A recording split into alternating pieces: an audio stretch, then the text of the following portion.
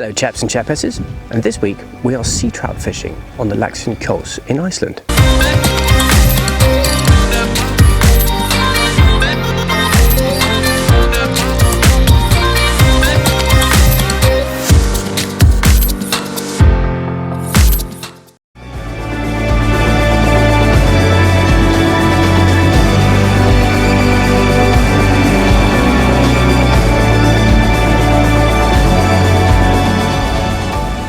Salmon fishing can be tough sometimes, but the joy of fishing on Laxa I Kjos is we are fishing in this amazing area that we call the Meadows. And the Meadows section is in the middle of the river system and is almost reminds me of Rio Grande in some ways. And the fact that it's cut banks and a lovely sort of meandering piece of water that comes through the middle of the valley. But what makes the Meadows here on Kjos so incredibly special is the huge sea trout that run up this river system.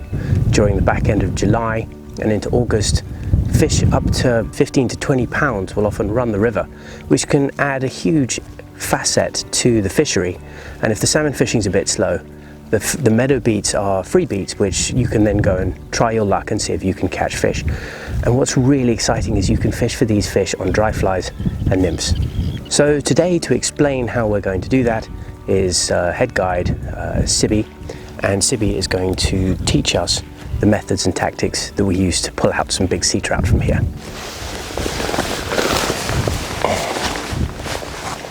Hi Sibbi. Hi.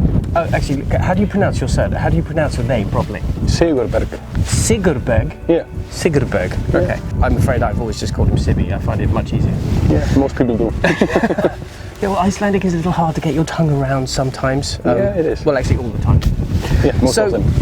So the reason that we are here right now is we're going to talk about the sea trout fishing that happens here on Laxa I Kjos. So salmon fishing's been a bit tough, water's quite low, but this is such a cool facet that this fishery has that not many other rivers do. So I thought, you know, maybe you could just tell us a little bit about the fishery here, the sea trout fishing, the season, and what gets you so excited about it. Well, the sea trout start to run about 25th, 28th of June. The big fish come first, of course. And when you say big, I mean how big?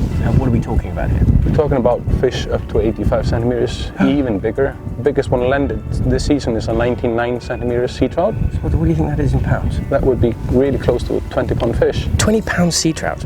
Yeah. There are not many of them, but we get quite good numbers of fish between 75 and 85 each year.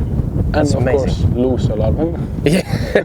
Well, it's because you've got a fish light tackle, haven't you? Yeah, you're fishing 2, 3, 4x tippets, fishing flies down to 16 nymphs and dries. Oh God. So that makes a bit of fun when you're casting a 15-foot leader and a size 16 nymph, and you hook into a 4-kilo fish. Well, you certainly got me quite excited about the prospect. Okay, so the Meadows section, it's like a middle beat within Laxa I Kjos, isn't it? So, and that's a free beat, isn't it? Usually it is a free beat, yes. But as we have it now, we need to put it into the rotation because the upper half of the river just isn't fishing. Yeah. It's too low for the fish to run properly up there, so they're stacking up on the meadows. But usually the meadows are a free beat. But you've got the luxury of it. Yeah, it is. Which a lot of rivers don't have. No. And we've got quite good numbers of sea trouts in this season, and I think we've landed about 60 sea trouts. Wow. This season, 4 pounds and up. I mean, it's almost more exciting actually than going to fish for the salmon. Well, some people think so, yes, and quite many of the gillies do also. Oh, I'm sure they do. Yeah, no, the big sea trout I think I'd find far more exciting than really sort of, I shouldn't say that, should I? Well, it's okay, because it's same for me. It's just it's a completely different way of fishing. You're fishing upstream nymphs with either indicator or a dry fly as an indicator. They take the dry flies. And it's quite different from here, like in UK and Norway, when you fish for sea trouts during the night and on big double hooks or even streamers. They don't take the streamers here. You can try, but no, it's really natural. Really hardly. So they're actually feeding here in the river? They're feeding, yeah. And you'll see when they start cooking properly and they'll start rising to flies really much. Just sent a little judder down my spine. Yeah, it is to be casting. So kit-wise, what gear are we going to use? We'd go for a 6 weight. 6 weight. Not heavier than that because you need really soft landings. You're casting long tippets, and if there's no wind on the river, you will spook them by splashing. So we need to keep reasonably far back from the bank and... Yeah, casting long tippets, as I said, 18 foot, even longer if you can, and it has to be really stealthy. Okay. No quick movements on the bank. Alright, well, I have to put my stealthy boots on. Yeah.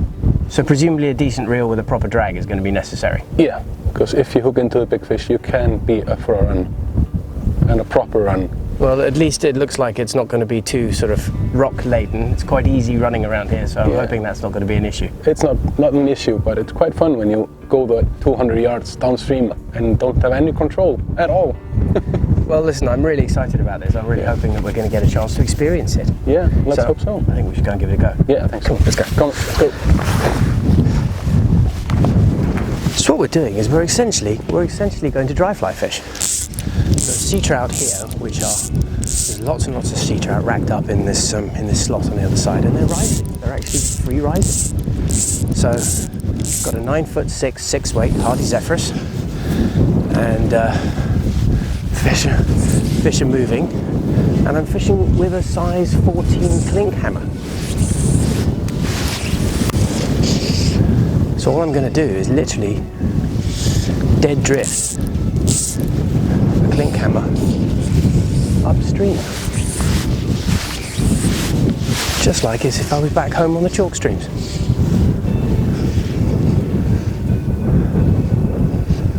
And see if something comes up to bite. Catching sea trout on a dry fly is pretty exciting.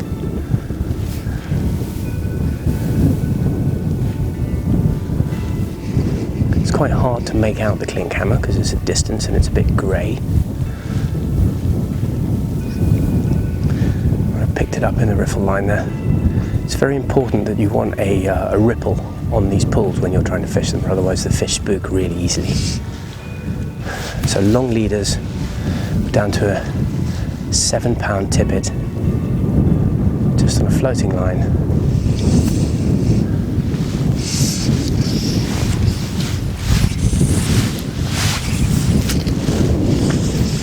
Oh, oh, that was huge.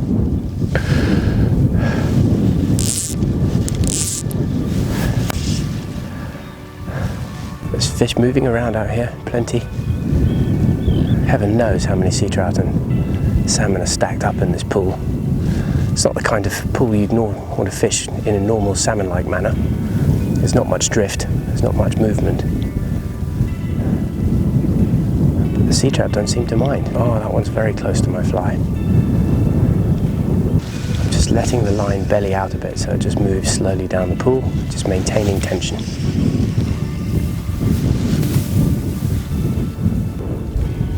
Too much of the belly there, let's just pull that in. Drop it out again. Clink hammer is very useful because it means I can just see the white post of the fly. It makes it easier to distinguish in the ripple.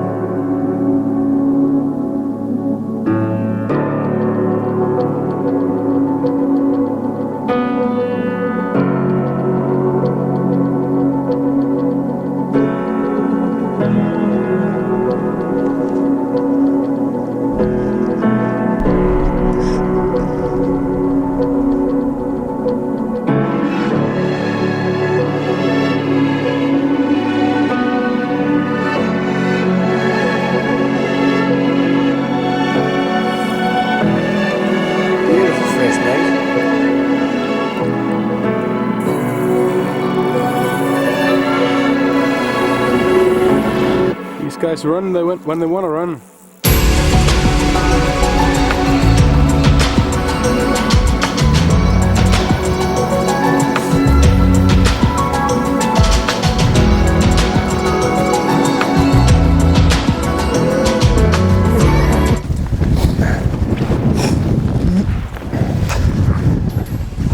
Well, that was pretty incredible. Yeah, it was. Brain fried. I wasn't expecting to actually experience that and to catch a fish on nymph and a fish on dry fly. I mean, extraordinary. And yeah, sorry about the, the GT strike. Yeah, it was a bit harsh on 3x tippet. Yeah, size 14. I'm a little out of practice, but I'm glad the next one is stuck. Yeah, that was a quite good fish. Oh, stunning fish. Yeah. It's one of the best sea trouts I think I've ever caught. Yeah. So anyway, thanks for your patience. Yeah, you're welcome. I hope you enjoyed this video. If you did, then please like and subscribe to our YouTube channel, and we'll look forward to seeing you on the next one.